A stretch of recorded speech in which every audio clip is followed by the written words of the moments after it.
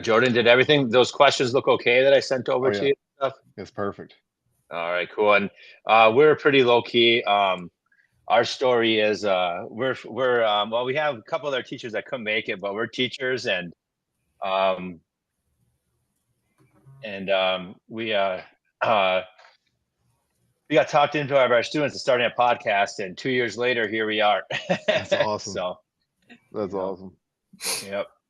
That's what I do a bunch. I do a lot of podcasts, but then a buddy of mine, we started one a few months ago, and it's been a fun ride, man. It's like podcasts are interesting.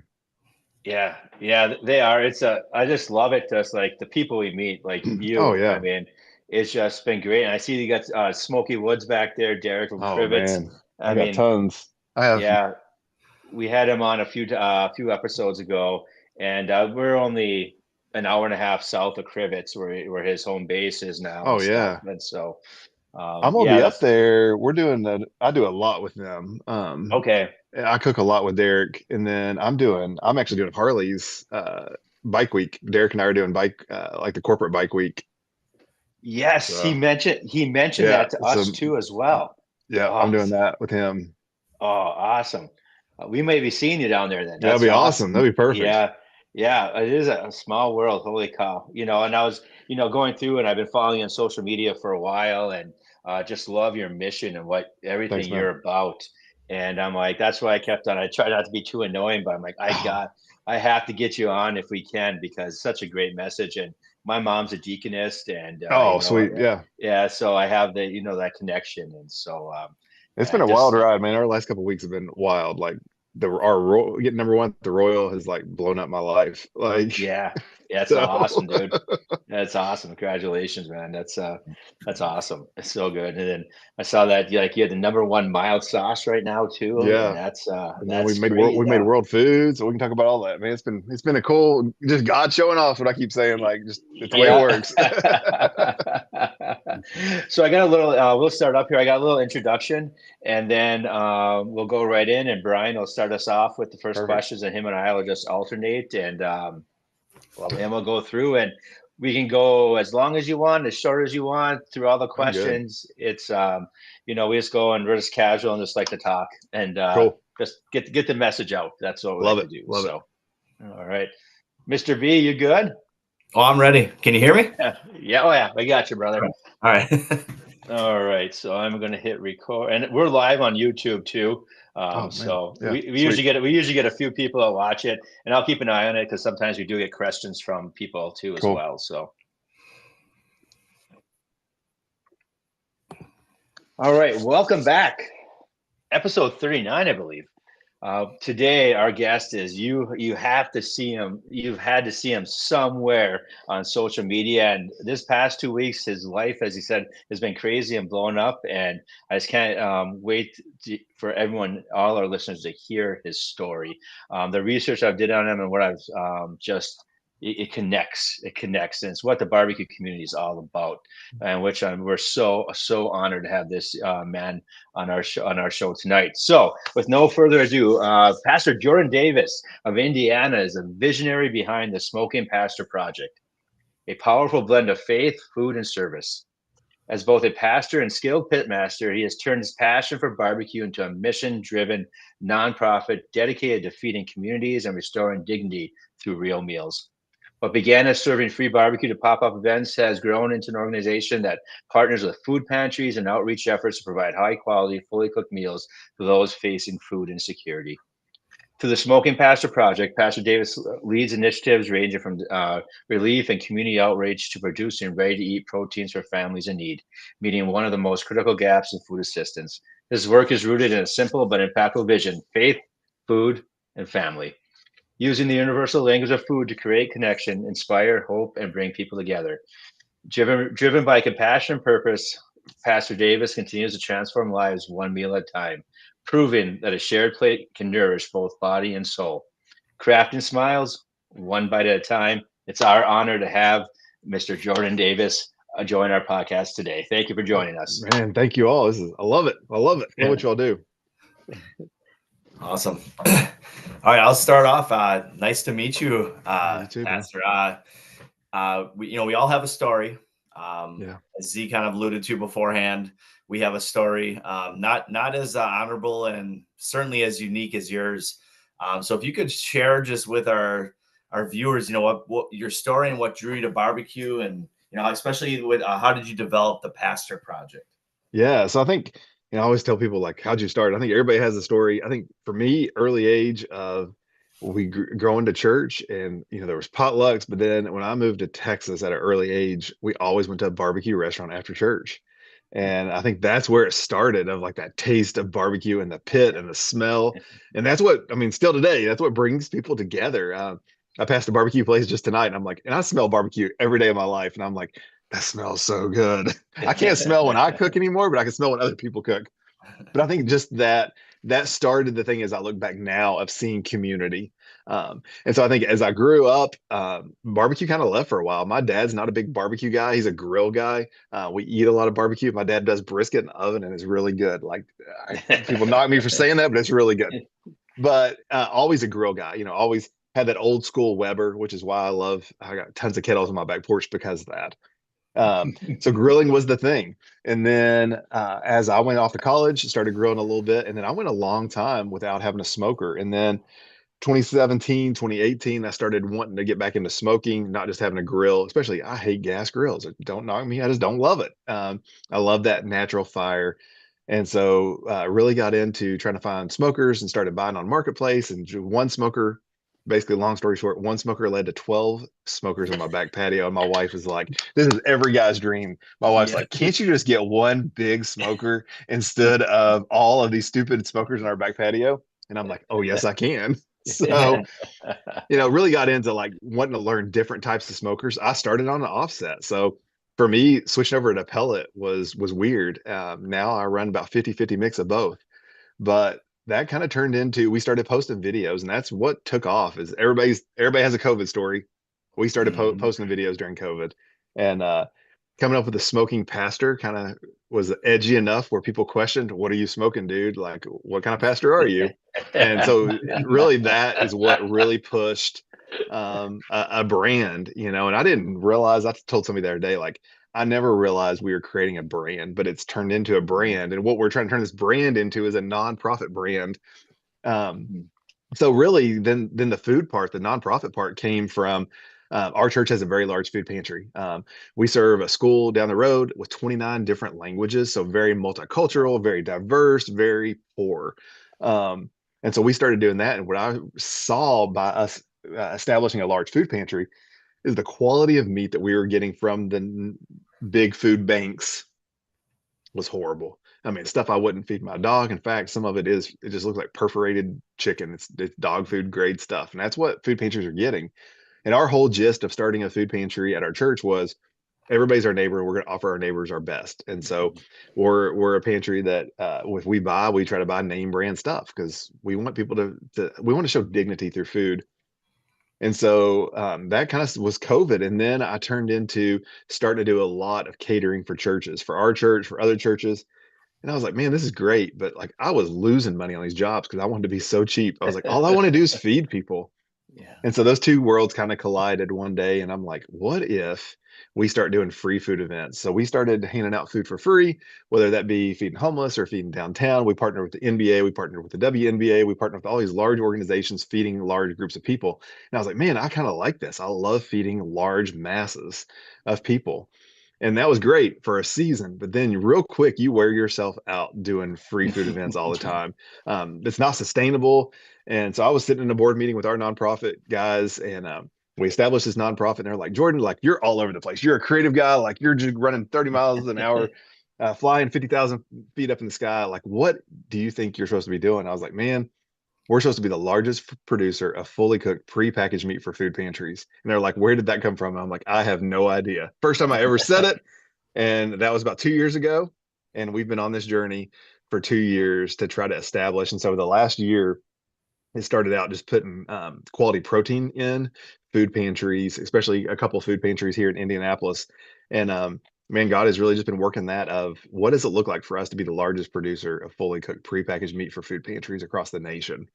And so we've been spending about the last 8 months really solidifying. We've kind of slowed down with a lot of it because we needed to get a structure together that can be multiplicational. It's a process that we can replicate. And man, it's been a wild ride. So now we're looking at what's it look like for us to not only do that, but even save a lot of food, especially at barbecue competitions. I'm at a lot of comps. I was at Pitmasters in Paradise last week at Florida, and I watched how much waste just in our own booth, which kills me, that we were cooking 2 pork butts and 7 racks of ribs to turn in 6 bones and 1 money muscle and these things. So I've got a dream just in the last little bit. You are the first people to hear it, but like, what's it look like if I could get like one of these brands of chamber vacuum systems to build us a trailer to where we have chamber vacs, so we pull in a large barbecue competition, and we're able, as guys are turning they're turning boxes, they're giving us their extra meat, we're able to immediately blast chill it, cryovac it, and partner with a local food pantry in that city. And so that's kind of where the dream's going now. Is that how this happens? The other way that happens is partnering with the barbecue community, which has been huge for us.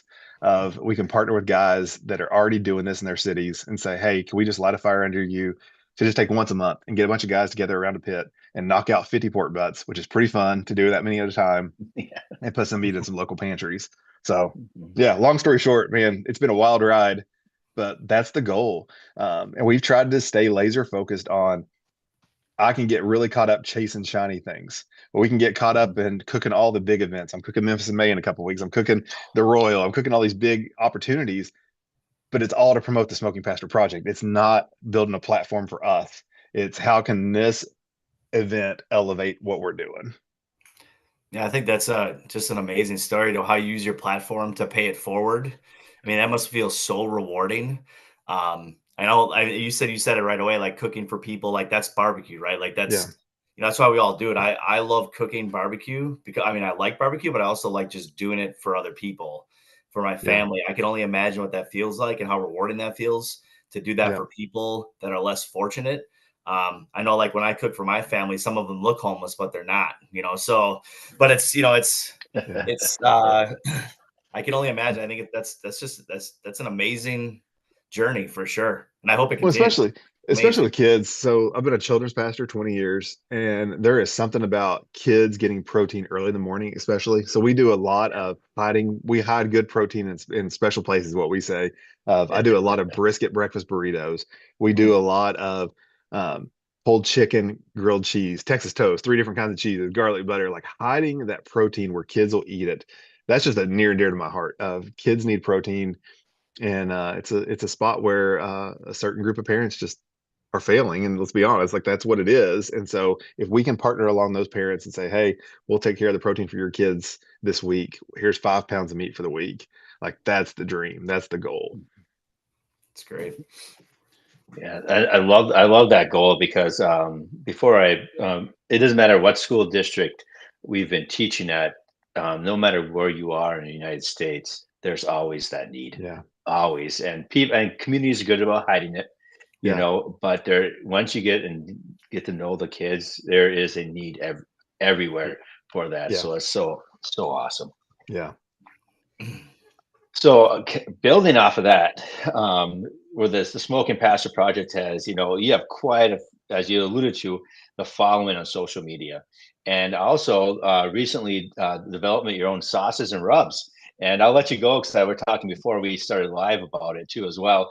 Can you please talk about the process of creating your own sauces and rubs to add Yeah. already to feeding all these masses for free? It's you got to be busy. Well, and that's kind of where it started, honestly, is like cost effectiveness for us. Like I was going through like hundreds of gallons of sauce, and I go through, so the average, like we talked about Smoky Woods a minute ago, Smoky Woods helps us out with pellets. There is weeks where I go through 17 bags of pellets a week, and that is a lot of pellets. Like if you're not in the pellet world, that's a lot of pellets. That The same is thing with that is. wood and charcoal. And so seasoning, all of a sudden, like, and we have our bottles of seasoning, but all of a sudden, like, I need to order this in 50-gallon drums, not in Mhm. canisters. And so that's kind of where it started. We started at the first just like, hey, we're going to white label some sauce and seasoning. And then I was like, man, this is fun, but like, if we're gonna go to all this trouble buying it, like I want it to be ours, and I also want it to be good, like really good. Mhm. And so we had played with the peach barbecue sauce is kind of where it started. And I love peach. Peach is my favorite. Like, I'm a fruity guy. I'm not a chocolate guy. I love peach rings. I love peach, but I didn't want that fake peach taste. And so we were white labeling a peach sauce from a company for a while. And then I went to a guy and like, hey, this is what I want. This is the tweaks I'd make. Will you help us develop this? And that's where it started. And then it turned into a seasoning, and then it turned into another sauce, and now maybe another sauce very soon. Awesome. And all of a sudden it's like, well, what we've done is created a brand. We started with a basic, I don't know if I have any of the old bottles. We had started like this basic label, and like we got no traction. I got in one Ace Hardware, and it was just sitting on the shelf. And about that same time is when our social media started really kicking up, especially TikTok really started growing. And we're like, all right, like my marketing guy was like, you're the brand, your face needs to be on this bottle. I'm like, dude, the big name guys, their face isn't on this bottle. And they're like, yeah, but it's different. Like they're not a nonprofit. You are the story. And so I argued in a meeting, and they put my stupid face on the bottle, and we moved 5 times as much sauce. And I'm like, wait a minute, like this is dumb. People are wanting and what it's turned into is like, it's a story, and people want a personality to be that story, and they want a face to the story. And so once I really understood that, it did that. And so then we went ahead and put out the second sauce, working with a really good package down in Florida. I was able to be there with them last week. We got a really trusted brand. Whiskey Bent Barbecue and Sweet Smoke Q are two big name brands. They went in together and started a company called Imperial Polk Bottling Company. It's in Polk County, Florida. And man, we have just trusted them with all our stuff, and they are busting it out. In fact, they just got a bunch of orders a minute ago, I noticed, and are able to keep up with our growth. And so that was just totally God thing too, of by switching to a larger production company. I never knew a year ago that we'd be winning the #1 mild barbecue sauce in the American Royal. Well, guess what happens? You get a lot of orders over that time, and we would have never kept up with that. But like God knew what he was doing all along. Mm-hmm. And so that's really taken off. And so, I mean, the whole goal was that we would cost effectiveness. I get our sauce in gallons, and we get boxes that have a bag in it full of seasoning. And so we're able to keep our costs low for our free food event. But like this bottle, if you buy it, it feeds 8 people. And so it has a story behind it. It's not just a barbecue sauce, it has a story. Mm-hmm. So Love it. It's awesome. Awesome. Yeah, I mean, you almost, in our world, because we coach, you almost have like an NIL kind of thing going on with your face. It's kind of weird. Like, I don't know. I don't think it's worth anything. It pays about 10 cents maybe every now and then. But it pays out in huge quantities, maybe not financially as much as you want, but like certainly paying it forward. Yeah, So for sure. that's cool. This is kind of a new question we've added recently, just because vegetarian barbecue options have become a thing now. So, what's your thoughts on like this, vegetarian and vegetable barbecue options, the popularity increasing, and how do you approach creating dishes without meat? I love it. And I laughed at this question when I saw you sent it. So here's the secret. I am not a big meat guy. Like my wife makes fun of us all the time. If we go to a high-end steakhouse, like the one once a year that we do that for our anniversary or birthday, I'm the dude that gets a salad and she gets a steak. Like that's just me. And so I love smoking vegetables, grilling vegetables. In fact, a lot of our demos that I've done over the years, American Royal, I'll be doing them at Memphis May. We do a bourbon glazed carrot. Usually I'll wrap half of them in bacon and half of them not. And I loved smoked carrots. Like smoked carrots with bourbon maple syrup are amazing. So I like that. We do a lot of potatoes. I'll smoke anything to try it. Like, so I love experimenting with vegetables. I'm a sushi guy too. We've done smoked sushi. We've done all those kind of things. So I think it's just cool watching people try things. Like, I think that's half of it. You're a teacher. You understand like the education factor, the trying it, like the whole scientific theory of will this smoke? I keep talking about, we have a brand new organic or store in our town. It's a Hispanic market, but they have everything, like the weirdest stuff in the world. And I'm like, this would be a perfect YouTube series. Like, will it smoke? Let's go try like the full sugar cane, all the fruits, all the vegetables that are from other countries. Like, will it smoke? Sometimes it doesn't, and it's horrible. If it doesn't smoke good, it is nasty. But like that gets you views, and you have fun. And guess what? If it's bad, somebody's not going to do it because you did it. So I love that part of it. I also think like, I mean, it's not always people can knock like the health stuff, but like I think we've got to understand that like we got to provide some healthier options too. And so smoking vegetables, it's all right. Let's go for it. And just some vegetables do not smoke well. So you just kind of inspired me. I just, when you said carrots, I never even thought of this. I do this honey glazed spicy like carrot recipe at home. Yeah. We just do it in like a pan, and it gets real, the honey, gets real, I don't know, like thick, and it just sticks to the carrot. But I'm thinking like, man, if I smoke that, man. So I literally take just the big. So for competitions, I'll do the big carrots, a big carrot, a little bit of olive oil, SPG, wrap that thing back in bacon. So twist it all the way around in bacon, SPG again, or a sweet rub. Our sweet rub is really good on carrots. Throw it on the smoker. I would do like 275 until the carrots, so you can get a fork in them. Then I start glazing it just in grade A maple syrup. It will change your life. It is amazing because the carrot almost turns to like a meat texture. It really does. It gets so soft it's like a meat texture. Plus, it's wrapped in the bacon. I like that. Exactly. Yeah. Yep. Oh no, we have one of our counselors. She's a vegetarian, and we have this leadership group that called Connection Mentors. And so I tried I tried tofu burnt ends. Yep. And it actually turned out they're pretty not darn bad. good. They're pretty darn good. Have you done the jackfruit? Smoked jackfruit? Yes, I have. That's pretty good too. Yeah, it's not bad. Texture. No, it's not. So I have done it before. And I had some of my football players were helping me move. And I made them briskets, and but I had a couple of vegetarians, so they're my first ones I ever tried, and that it was gone. They ate that stuff up. So all right, here, Jordan. What is so moving on here? You see all your videos, and I was just watching, and I love the one where you're sitting back and you're like, sometimes you just gotta sit back and be thankful and stuff, and you just have such good content on your channels. But what is one thing that your followers and amateur pitmasters don't see on your social media when it comes to barbecue and for providing opportunities to feed other people? Yeah, so we're in a weird world. Some of the events we do, we can't share. And so what I've tried to do a better job the last couple of weeks is sharing the stories. We do a lot of battered women's shelters. We do a lot of places where kids that are in certain situations that they can't show. So I have a hard time with that dynamic of there's places and things we do that I'm so proud of that we can't either talk about or can't show.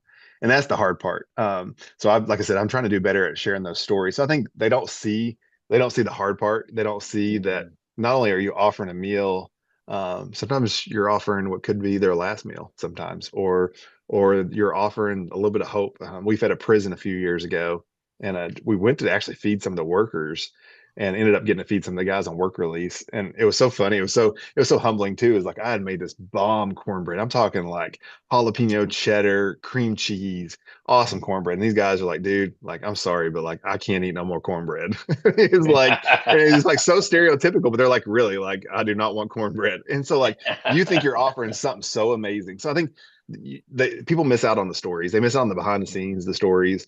We try to be we do a lot of lives. If you follow us on TikTok, we do a lot of lives, and we are who we are wherever we are. But they miss out on some of that.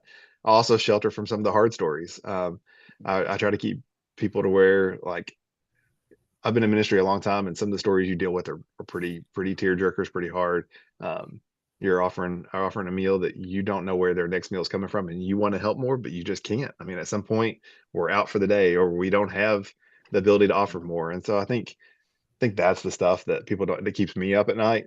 And the growth. Right now, like, we are struggling with donations. I don't talk about that. Like, that's the stuff that I try to hide, and I'm trying to do better, because if nobody can help you if they don't know you're struggling with it. So yeah, that was my heartstrings pulled. I was watching one of the recent posts where you're talking about the family that was like just kind of in the back and saying at the end of the line, and then you went up to them and say, "Hey, we got chicken too." I mean, and it's like, wow, and that was what they needed in order to get nourished and get to provide them with that.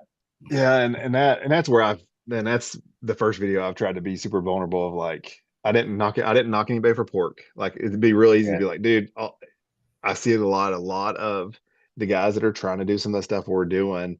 Um, the only meat they serve is pork, Hmm. and like no matter what you believe, like 'cause it's not just religious. I have learned a lot in the last 2 years about free food. I got really discouraged at the beginning with pork, and I was like, man, it's just a religious thing, and it's not. We served a bunch of NBA players a couple months ago, WNBA players when WNBA All Star Weekend was here, and they're like, listen, like I pay a person to tell me what to eat, thousands of dollars, and the number one thing they tell me not to eat is pork. Like it's definitely a health thing sometimes. Hmm. It can be for whatever reason, and we Hmm. shouldn't question that. And so we've been trying to do a lot more chicken and beef. And guess what? The two most expensive things are chicken and beef. Yep. And Hmm. but that goes back to we started this to provide dignity and offer our best. And so that story really it really hurt me a little bit too of like Hmm. the perception automatically was free food was if we had a pulled meat on the table it had to be pork, and that shows you that that's what's been offered multiple times. There's a reason that that thought was immediately there. Hmm. And so we take pork cost effective wise, but we always have chicken. And I'm telling you, like I said it in that video, but like their faces lit up and watching those Yep. kids run to the table to know that they could eat that day. And Hmm. also the mom looking that we kept everything separate. And we're Hmm. even working on like where I can be able to say that we're cooking it on separate smokers because that's a Hmm. thing. Like they Yep. need to know. I mean, my goal is I've got smokers for chicken, smokers for pork, and smokers for beef. Like just because, Hmm. like that's the let's just be honest, that's the culture we're in today. Like it's okay. Like we got to deal with it. Hmm. Yeah. And maybe a smoker for vegetables. Who knows?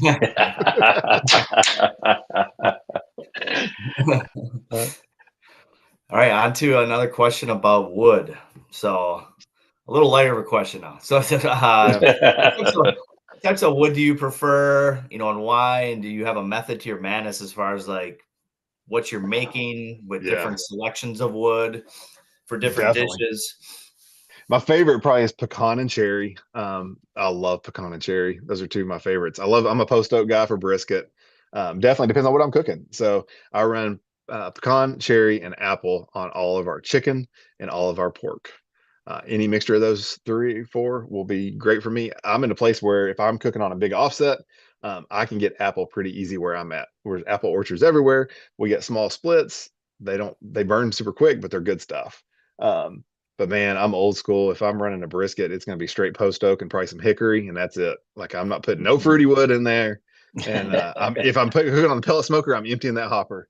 Um, so I don't know. I mean, I run 99% Smoky Woods wood and pellets, except on our bigger smokers that use massive amounts of wood, and we can get ricks of hickory. I always have a rick of hickory here.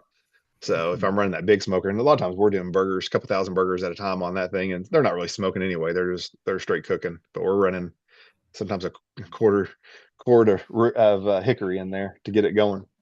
But I got a dumb question if I can ask Yeah, it.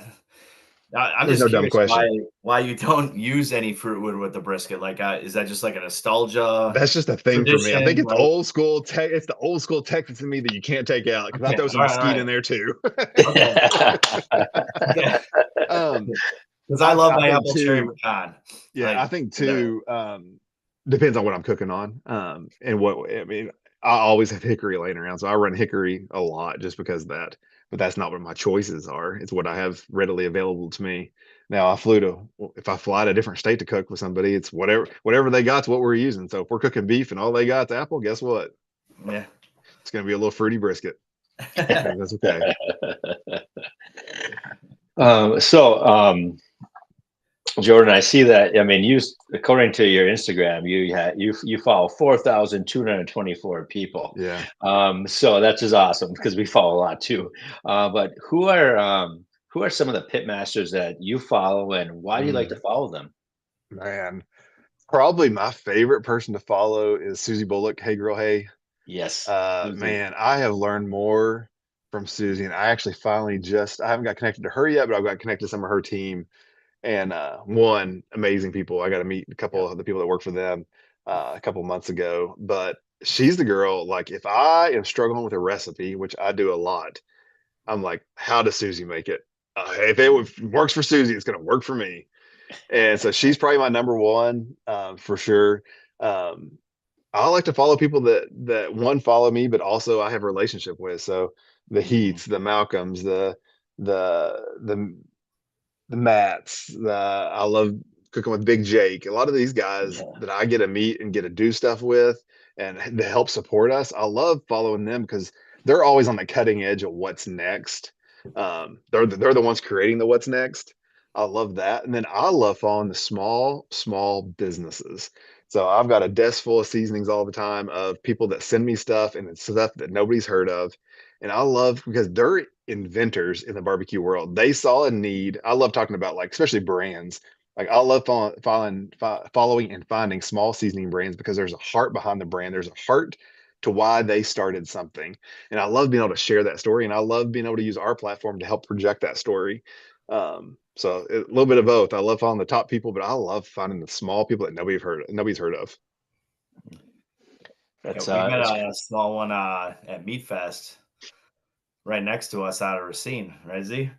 out of Greenfield. Yeah, Burn Pit Barbecue. Yeah. Burn Pit Burn Pit They're in all Barbecue. the Walmarts now in the Midwest and stuff. Burn Pit Okay. Barbecue. Well, Two He's fine. got some veterans. good stuff. Yeah. Just two. It's funny you mentioned episode 5. Our 5th interview ever was Todd and Susie Bullock Oh man. of Hey Grill Hey, and they still keep in touch with us. They're a salty earth people. Yeah. Just Great. yeah, that's what I love about it. You and I were talking about this beforehand. I love about this whole community. It seems that everyone's in, and I know that there's a few out there and stuff, but everyone's in it for the right reasons and in Well, it for a community, you know? I always say there's a difference of perception versus reality too. Like some of the people I've met that have a bad name, man, they're the nicest people, but they have created a image and they hold up to that image and Uh-huh. take them for what it is. Yeah. But I mean, I've been able to cook. I mean, I'll tell you what, I got to cook with Miss Tootsie a couple months Oh, that's ago, back in awesome. Yeah. October, and that's bucket list. That is bucket She list. Yes. bossed. She told me I was doing something wrong, and I was like, I'm sure I am because you're saying it. I'm sure I'm doing it wrong. Like, but like those people are the legendary figures. And I think there's this weird world that's happening right now of like this old school versus new school way, and I'm tired of like the drama of it. Like you do it different and you've done it different for years and that's okay. And there's some guys coming up that are younger than me and they're doing it different and that's okay. Like it's still barbecue. It's a craft, it's an Mhm. art. And so like there's nobody, and I always said in kids ministry, nobody's an expert, everybody's a learner. Guess what in barbecue? Nobody's an expert, everybody's a learner. There's people that think they're experts, but they screw up just as much stuff. Yeah. Everybody has a bad cook. I've cooked thousands of racks of ribs and I screwed up a couple weeks ago. And you know what? I'll probably screw up a couple next week too. It's okay. Like Yeah. Yeah. No, that's awesome. That's awesome. That's definitely Miss Tootsie. That's Derek was talking about that too. Like, yeah. man, I was that's with him. Yeah. where yeah, M&M. Yeah. That's like it's a bucket list for me too Yeah. as well. And that's really she's the one that I watched her Netflix special, Yeah. and that's what got me into like, Yeah. okay, I want to start doing this. You know, that was many years ago. Yep. For sure. It's actually a good segue, your response to the next question, Yeah. is how do you balance tradition with innovation Yeah. in your cooking? And, are there any, traditional barbecue techniques you've adapted or like modernized? Yeah, I mean, I'm just now getting into a lot of the open fire. So Mhm. I really love this open fire stuff. And I think that's the one that cracks me up because it's like this new school thing. No, it's very old Oh school. yeah. Oh, It's the about as originator of old as it barbecue. comes. Like it's as old as it gets. Like Yeah, let's yeah. go old school. And I think I love it because you have to if you don't learn fire management early. I'm teaching my 10-year-old right now how to barbecue. He's wanting to start doing state competition stuff.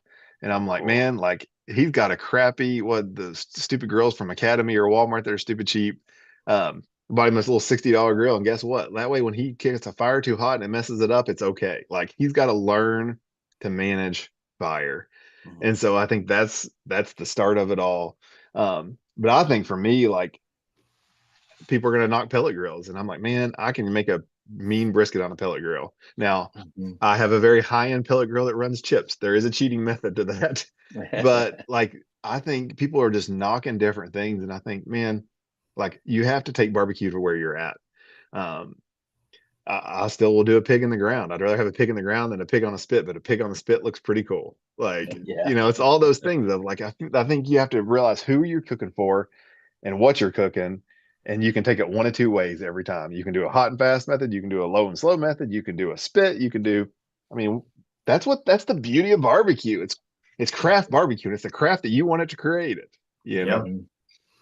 Yep. So I love how you say, because I'll throw a brisket on the pellet too, and I got the smoke tubes going, and I Yeah. tell you what, I got a big old 6-footer up at my cabin offset, and I love brisket on there, but you can get it pretty darn close, if not Oh yeah. exactly, coming off Yeah. there that pellet. Yeah. Yeah. I mean, I run a lot of I have a few Yoders. I have a Lone Yeah, I Star saw cabinet. this. That Lone Star, man, I can run these. I got them right here. I can run these hickory chips through that Lone Star, and this thing puts out straight hickory. I can run mesquite, and you can get a pretty good smoke ring. Now, if I'm on a pellet smoker, I'm going to cook way lower and slower. I start a brisket out at 200. I'll cook it 12 hours before I Mhm. ever even turn it up. So, I mean, you got to do it a different, but I can get that same result, or at least really close to it. But you got to be running 12 hours of smoke, and then I'm going to turn it up to 250, and then I'm going to wrap it, and then I'm going to turn it up to 275, and we're going to have a 26-hour brisket, and it's going to be good. Yeah, I love it. I love it. This is this next one. Jordan, is funny because you mentioned when I first started, my wife, I was saying things and she did her research, and she got me during COVID pellet Yep. smoker. It has grown to about 6 different ones Yep. now, soon to be 7. And when you said that too, it kind of really resonated with me. So what are all the smokers you have and all the things in your arsenal at home? Oh man. So I'm trying to think on my back patio right now. I have an Oklahoma Joe barrel. I have Oklahoma Joe reverse flow. I've got 4 Webers. I've got a Lone Star cabinet. I've got 2 Yoders. I have a Santa Maria. I Nice. have a Tribal Fire. I have a Cotton Gin drum. I got 2 pizza. I got a Gosney pizza oven and a Solo Stove pizza oven and a Bighorn steak grill on my patio right now. That's So awesome. we have a rule of thumb right now in our house is I can only have 10 items on the back patio. So there's a few things in storage, and Right. there's a few things I sell. We are blessed that we're at a spot where we get a lot of stuff. People ask us to promote things. I'm getting ready to do a couple deals with a couple companies, and that's what helps support us here at the Smoke and Pasture Project is we can do videos to help promote companies. They in turn give us product, and as we're moving now, are starting to donate to be like some of our title sponsors. And so we get to promote a lot of things. So I get to try a lot of things. Um, Mhm. so I love that. I mean, my favorites, I'm the Yoder and the Lone Star. Man, those are 2 well-built things. We have an old Horizon trailer. I didn't think it was I told you it was my patio. I didn't think it was in my yard right now. Right now in my yard, I've got a Horizon. I've got a Johnson offset that somebody just gave me. That's a reverse flow. That thing's like 1,200 pounds. It's made in Waxahachie. It's an old school offset smoker. Nice. And then I have on loan to me right now a 1,300 gallon double barrel big 26-foot trailer that is a pretty cool story, but we've got it right now, and we have cooked probably tens of thousands of pounds of meat on it so far this year. Is that big Awesome. red beast I see? Yeah, that thing is Yeah, huge. that is. Yeah, I saw like That is that's the yeah. coolest thing in the it's you can't go get gas. Like if you stop and get gas, you watch Yeah. like bucket trucks, linemen, plumbing trucks, all these dudes, like it's a dude magnet. That's what I said. Yeah. It's weird. No, I saw yeah, you I there's that saw one. you at Purdue or Yeah. something. You were just doing like burgers or We whatever did on it. 3,500. We've had 3,500 people in 6 hours at Purdue University. Well, it looked like you had like 1,000 burgers on that thing at We had once. It like was just 20, pretty I crazy. think we did 2,200 burgers, something like that, 2,300 burgers. And we even threw some impossible burgers on there. Go back to the vegan thing. They were Yeah. like, "Can you cook these?" I'm like, "We can warm them up." Yeah. It's an oven with smoke. Yep. Yeah. So, all right. So did you ever imagine that your barbecue journey would inspire so many people to start their own barbecue journey, but importantly, help feed so many families that just need a good meal? No, I mean, this where we're at right now is just like it's like one of those like, is this seriously happening? Is this real life? Um, we didn't come out to create any kind of platform or anything. Just a guy that wants to feed people. And it's still today what I still don't, I've had to focus a little more on that part. I struggle with that if I'm real honest. Like I don't want to do some of the stuff that we kind of have to do now. I don't want to have to post a video every day. There's days where like, you know what? Like I don't want to. And trying to find that work-life balance is hard. My wife and I we were talking about it earlier. Like I've had to spend a lot of time on social the last 6 months and it's hurt a lot of things, but it's also helped a lot of things. So like I tell everybody like you got to find that balance and you got to be true to who you are. The good thing for me is like I'm the same person, like I said, on camera, off camera. But there's days where I don't feel like putting out another video. Like I want to just go take something out of the old library from 5 years ago when nobody followed me and I'm going to repost it, you know? And, and and I think what's awesome is watching the full circle happen now of people are wanting to one of the biggest messages I get sent is how can I do what you're doing in my town? And that is the reason I do what I do. Like that's what makes it all worth it. Of we are seriously trying to work on a manual right now that we can mail to somebody or send them the PDF and say, here's the 5 steps that you have to go through to do what we're doing. And then here's the template. I mean, what I think is going to work is the Smoking Pastor Project has created a platform where we teach people to shop, to cook, to pack, and distribute. Like it is a model that can be in any town in the United States. And so once we figure out, I mean, the goal is for us to have the partnerships with the large name brands to where wherever you're at, if you're in Wisconsin and you want to be a Smoking Pastor affiliate, then you're going to get access to our companies that work with us. You're going to get pellets and you're going to get seasonings and you're going to get grills and you're going to get a network of people that want to do barbecue together and put meat in food pantries. Like that's what it's about. For sure. That's awesome. That is awesome. So you talk about that work-life balance, and I think we all struggle with that. Yeah. It's tough. Yeah. So what do you like to prepare that may not be associated with barbecue when you do have that downtime? Yeah. I said I'm a salad guy. I love a good salad. Sushi's my number one favorite food. We do a lot of sushi in our house. I have 3 boys, pretty much all 3 teenage boys. And so we go through, if we were making sushi at our house, we're going through like 16 rolls in a dinner. And so we love trying weird stuff. And I got my 2 older boys. So I have 18, 16, and 10. Um, but they all eat like big teenage boys. My youngest is a rugby player, so he's a big kid. My middle son plays baseball. My oldest son is graduating here in a few weeks, and he's into culinary, and it's super cool. So we love just playing. I think that's what brings us together. Is we had my oldest and his girlfriend were here tonight, and we're making fajitas and watching everybody do something different. Whether I made one fajita full of chicken, and the other one just had a guacamole, sour cream, some beans, and some rice. Like there's no meat. Like that was great. But we have just learned to experiment and have fun. I mean, one of my proudest moments is a few weeks ago, we were able to compete for our golden ticket for World Food Championship. And all of my whole family was in the trailer together, cooking together. So like the experimenting that's happening, my son is like beyond me and bougie culinary stuff. So he's in there whipping up sauces and trying different things and learning to plate from a friend of ours. And like that is turned into a family thing. And that's what's awesome. Yeah. Yeah. Very cool. I could probably guess the answer to this now that you explained you had 3 kids. But I mean, because Z and I have kids as well, and I mean, I'm fresh off of a baseball weekend this weekend, so but with my 10-year-old. But what does the Smoking Pastor like to do when he's not barbecuing? Yeah, be with my family. We love hanging out together. I love just being around people. I love asking questions. I love people watching. Like I'm the dude that love old school me. Show my age a little bit of. I love going to the mall and just sitting and watching people at Christmas time. I love that. We love trying going to different restaurants. We love, still not barbecue, but going and eating places. I love finding the small mom and pop places. Man, we're a breakfast family, so we love going to find the crazy breakfast places, like the loaded waffles and all the frou-frou stuff. I say, like, man, give me a good Belgian waffle with like 5 kinds of fruit and some homemade whipped cream. Man, I'm gonna be in heaven right there. That's good stuff. Yes. Yeah. All right. So our last question before our sizzle round here.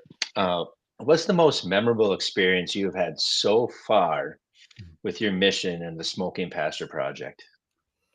And probably that story we talked about earlier. If I pick a different one,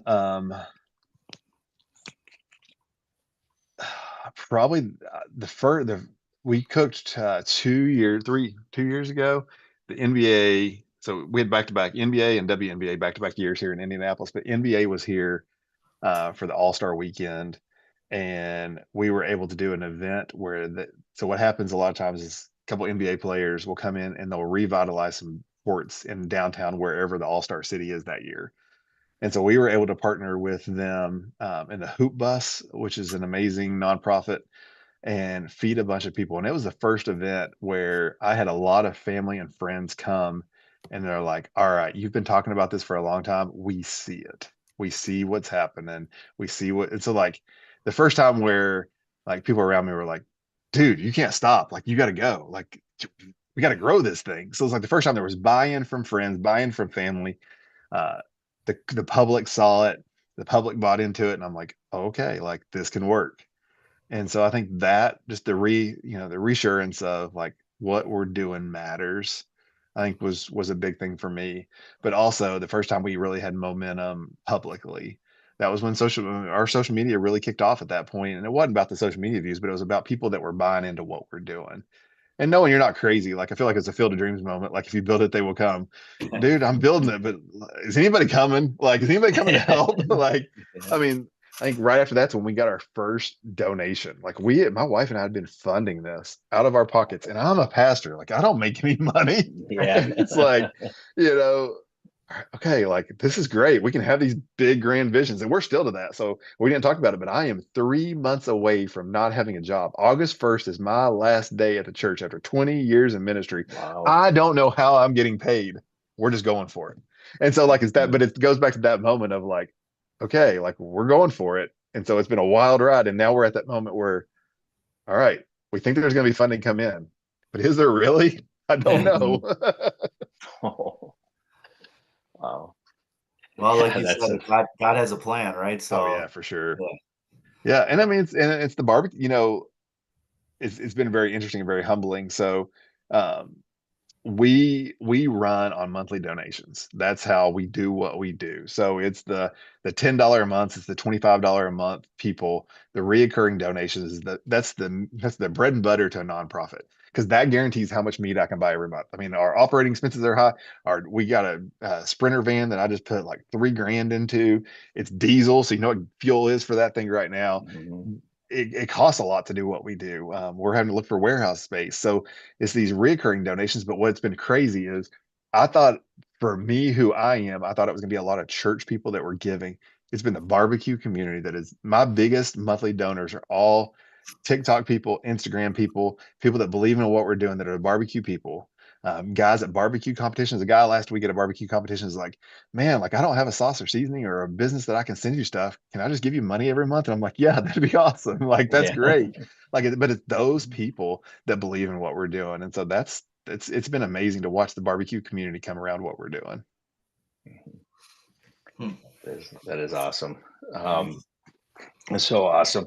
And that's one thing I always go back and I repeat it so many times. This barbecue community is very, very special. It's Very. family, man. It really is. That's why we Yeah, say it faith. is. Everybody gives me a hard time, like faith, food, family. Why is family last? I'm like, because I'm not talking about my family. I'm talking about like the barbecue family and Yeah. and and and getting people around a table. I mean, it goes back to us doing free food events. You put fresh meat and good sides, really good mac and cheese and potatoes on a table with some brisket, and walls come down. People that have this weird thing about church or weird thing about community or totally different political ideas, and food takes those walls down. Mhm. We did an event a few months ago, and I intentionally had somebody with me, and I watched a person that was homeless be next to a guy that I know is a millionaire, and they ate together at the same table next to each other.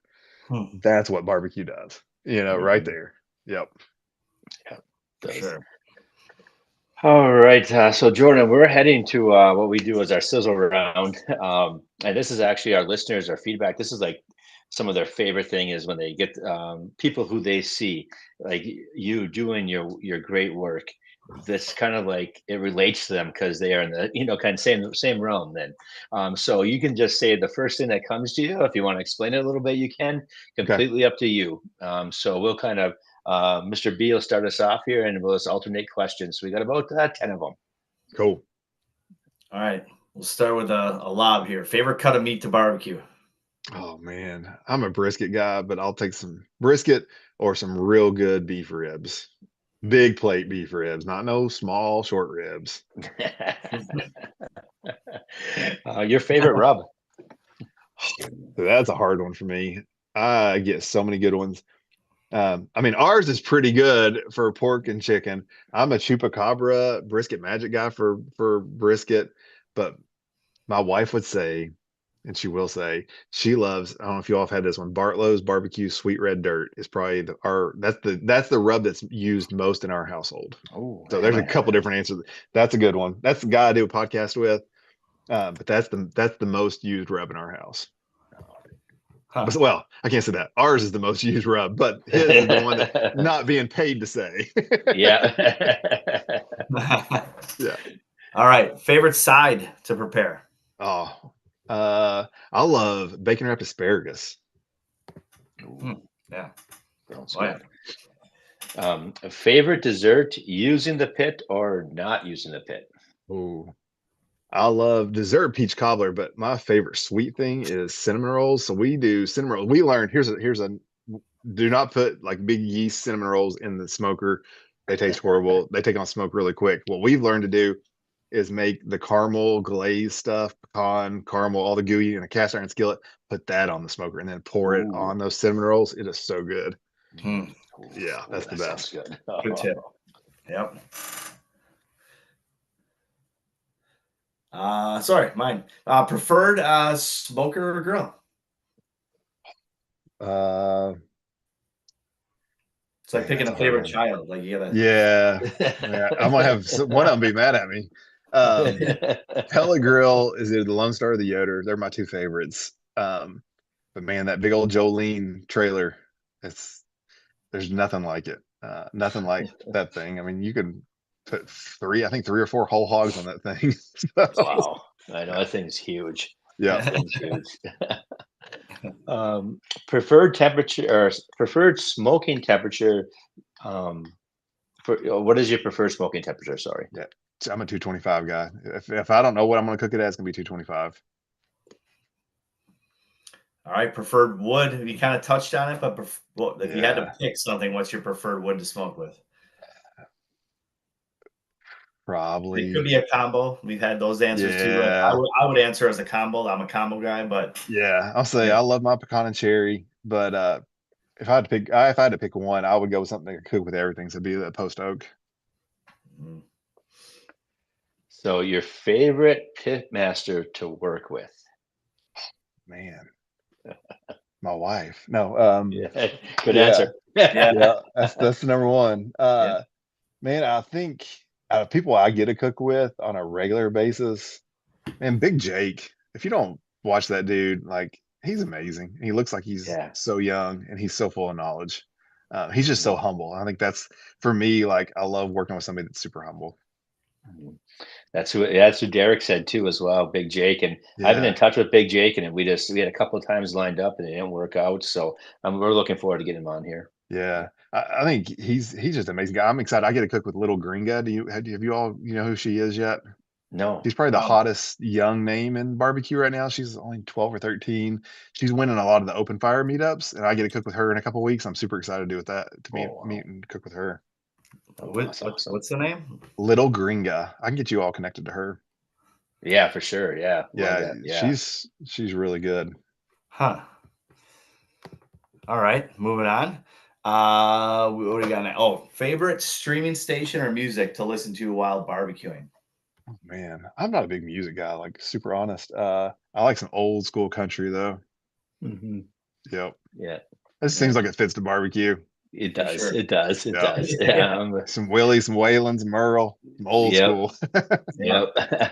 Set the mood. And last one from the sizzle round. Favorite beverage, alcoholic or non-alcoholic, that you like to have when you're smoking?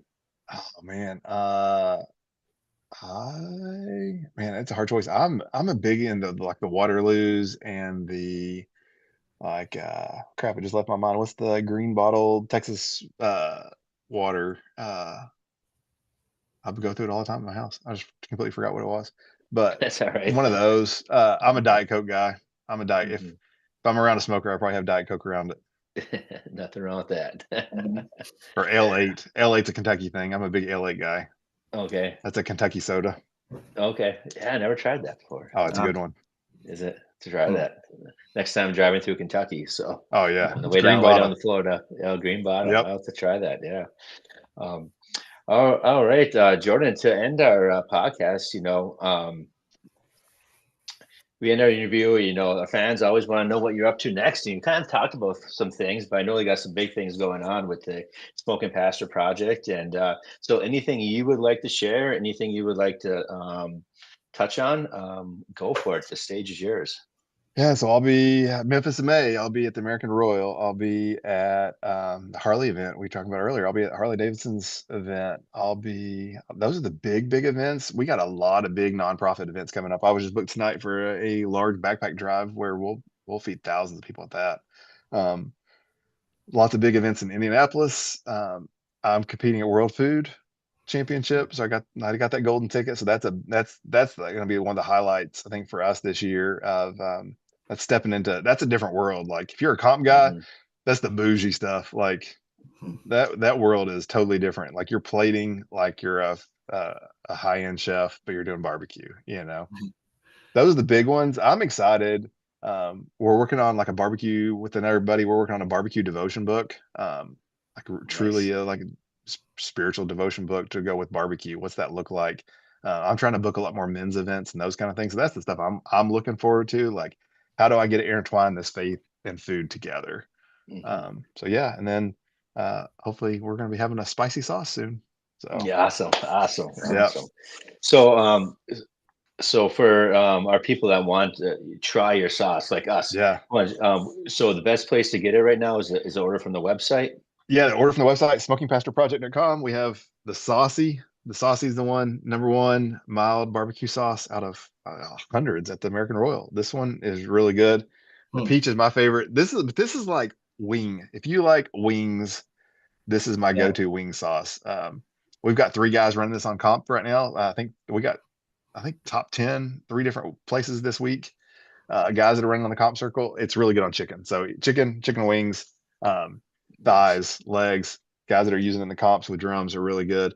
And then our rub, this has got dehydrated honey in it. It is really good. And it's a really pretty, as you can see it, it's a pretty I rub. can see that. Yeah. Yeah, it's really pretty. Awesome. So, but smokingpastorproject.com, we're not nationally yet in ACEs, but we're picking up ACEs every day right now, Ace Hardwares. So hopefully go into your store. The best thing you can do to help us, 1, support us, smokingpastorproject.com. There's a donate button. 2, tell stores you want it. That's how you get in. Like I can call every store in town and your town and wherever across the country, but local people asking for it's what gets it in, because this just sits on a shelf if nobody tries it. Like people understand how good this is once they try it. So it takes somebody locally asking and then a store manager getting it and then trying it and be like, this is really good. So yeah. Awesome. Yeah, I checked out our local Ace today. Actually, I didn't see it yet, so I'll put a plug in to get it. So. You got to put a plug in and ask, and we're on. So like, if you're going to a store, they usually ask if we're in the warehouse. We're not in the warehouse, but we're on Fair, FAIRE. You can message me. I can give you the link, but they can order. They can get our sauce in through their Ace. Is kind of it's hard to get in Ace. They have certain ways they can order, but we made it in. We're associated with Whiskey Bent Barbecue, which is awesome stuff too. Have you all had their drunken pineapple barbecue sauce yet? No. Oh, you gotta write that down and get it today. I mean, it's that good. They were making it when we were there a couple weeks ago. That place smells so good when they're making it. But so we're on Whiskey Bent's website too. So okay, awesome. Well, Jordan, that wraps everything up. So, number one, I'd like to thank you for coming on. Yeah, man. Spending some time with us. I know we're busy. I know, your time is that like we talked about that life work balance, and so Yeah. taking an hour out of your time for us, we appreciate it. Like I say, we're just a bunch of teachers. We don't make any money. We just like to talk to barbecue and I love it. spread the word, like what you're doing, and so more people can hear what you're doing and help you out and all those things. And I'm hoping when you're at the Harley, we'll see you there and maybe help you out a little bit too. Are y'all gonna try to as compete well. there? I don't know. So we've talked about it. We All right. might. Brian and I, or Mr. B and I, we're getting these smokers made by one of the vendors we met at this meat fest we have coming up this meet in Green Bay, Wisconsin, and we might. We're talking about maybe start dabbing our toes into it. So You Do should it, check. man. You should check him out. It's What is it? unbelievable stuff. Wood Fired Really? Grills, it's called. It's custom made out of like old 1965 propane tanks. So it's like super thick, durable. Like for us in Wisconsin, because it gets cold, it's really well insulated, holds the heat well. But the personal design is, you can't beat it. The our aesthetics last, is I think crazy. our last episode we had him on. Last episode we were at his place, Okay. Mr. B and I, and the videos on there. He makes everything custom. It's top notch. We'll talk more about that. It's, Yeah, you have to. Yeah. And that's the kind of stuff I love doing. I had a company reach out the other day, and they were big, and I'm like, man, like, no knock, but like, you have enough people promoting your stuff. I love finding the smaller companies, and I Mhm. buy it. Like, that's Yeah. what people don't understand. Like in the influence, I don't consider myself an influencer, but like, I have enough TikTok views to where I get stuff. But like a lot of times, I go buy something I really want because I want to give it an honest review, and I want to promote it the way I want to promote it. I don't want to be told how to promote it. Right. Yeah. So people trust us, and that's like, I want to keep that. I honor that. Like I hold that super close. So yeah, you have to send me some info on that. I'd love it. Yeah, I like definitely. the custom idea. Yeah, I've got a couple ideas for a couple things I'm wanting to get that. Oh yeah, I need some help with. Yeah, He's he'll do them too. Super talented. Yeah. Have you got into the open fire stuff? That's what I'll plan on taking a tribal. I'll probably take some open fire stuff to the Harley thing. Mm-hmm. That's the nice thing about that grill is it's like a open fire grill smoker. Like you can make a pizza on it. It's all right. The multi-use of it is like, it's one of those things where like he even says like for someone like me, like this would be all I need. Yeah. For the multi-purpose use of it, I'd like it. You can do anything on it. You can grill on it, smoke on it. You can do a sear on it and in the burn box. Like where he's got like a piece of the grill that you can transfer into the burn box. Oh yeah. It's crazy. Okay. Yeah. You got me curious now. Yeah. And no, he's just a great guy, and it's just why he doesn't side too. That's awesome. Yeah. I love that. And just a down to earth guy. He cooked a bunch of food for Brian and I when we went, and we had about 2.5 hours of conversation, so it was good. I love it. Now, y'all definitely you need to cook at this event. People's choice, man. It's gonna be a blast. Now we got the pressure from you, so we might have to do it. I got the pressure. I'll give you all the sauce and seasoning to use, and you all just do it. All right. We'll be talking about that. So, Jordan, we always you can end this podcast any way you like. We always use our tagline, "Smoke on." But feel free to say anything. I know you have whatever you like to, send our podcast out tonight. Yeah, I just say, man, like if you're watching this and you don't barbecue much, that's okay. If you barbecue tons, that's okay. Like that's awesome. But like find your group of people. I always say you got to find a tribe of people to cook with.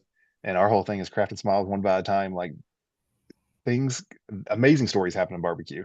So like find somebody to smoke with, find somebody that may be down and depressed, and barbecue. I was with a guy a couple weeks ago where barbecue literally saved his life. Struggling with PTSD, and literally barbecue saved his life. Like you could be that story, or you could be that story for somebody else. So that's my thing, is find somebody to grow with. All right. Thank you. Yeah.